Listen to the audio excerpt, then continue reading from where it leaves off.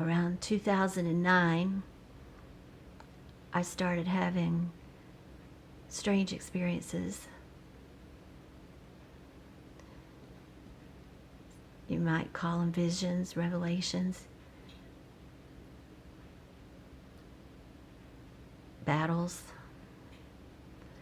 They've been sometimes more and more intense, and I would like to try to explain how they've come together and things that I know.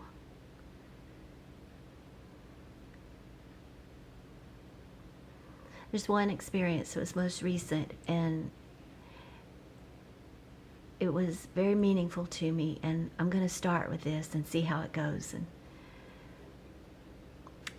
around 2 years ago, a little over, my mother was in the hospital, and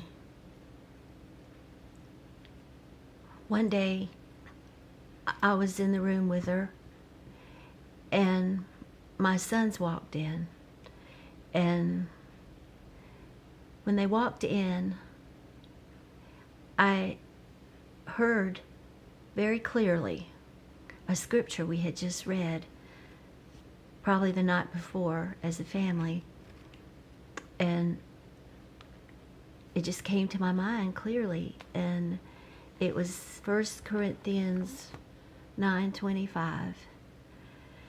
And every man that striveth for the mastery is temperate in all things. Now they do it to obtain a corruptible crown, but we an incorruptible. It was just a familiar verse, but it got on my mind, and I began dwelling on it, this incorruptible crown and this mastery. And after my visit, by the time I got home that night, I was all of a sudden in a battle, a very real spiritual battle, but I was very much under attack. And over the next couple of weeks, as I've learned to do when this has happened, the only way to fight a battle like this is to fast and to pray and to seek the Word. And in this case, the word that spoke to me so clearly was that passage in 1 Corinthians, and I just kept going over it and over in my mind. I was praying and praying for the incorruptible crown and for the mastery.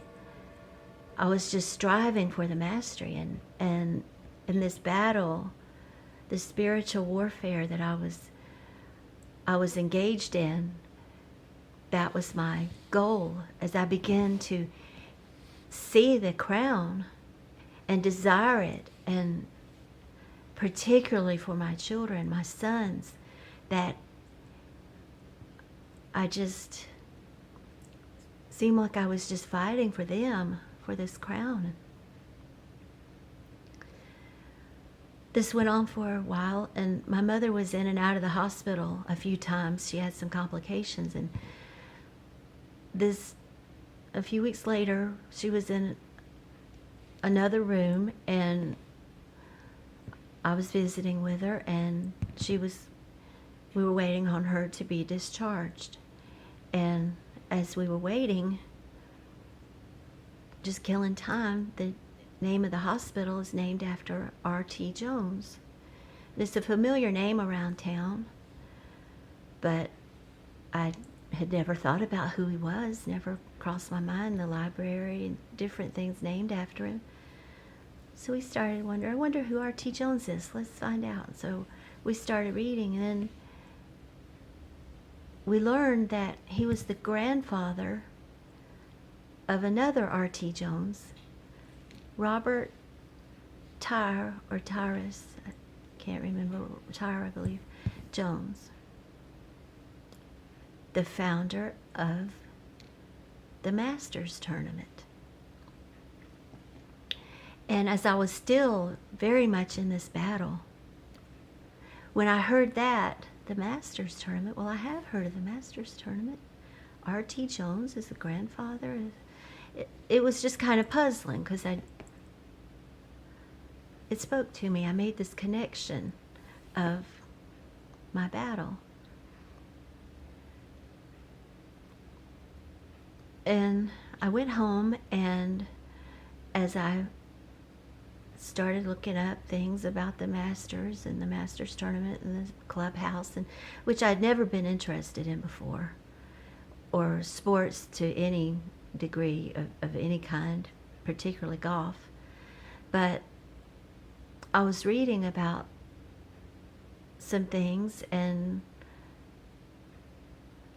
I'd learned about the corruptible crown that Paul was speaking of, and the Olympics and the Greeks, and how it was most likely a laurel crown. And this following Sunday afternoon, as I was studying about these things, I was at this very moment on a Sunday afternoon, I was reading about the golf course where the Masters is played in Augusta, Georgia. And every hole is named after a certain tree. And I was just reading, it was rather mundane really, but one tree caught my attention because it was a laurel tree. And I saw it, and I started reading. It was pulled up on my laptop at this particular moment when I got a notification on my cell phone. It binged, which didn't happen much, and only now and then, but when I went to see what it was,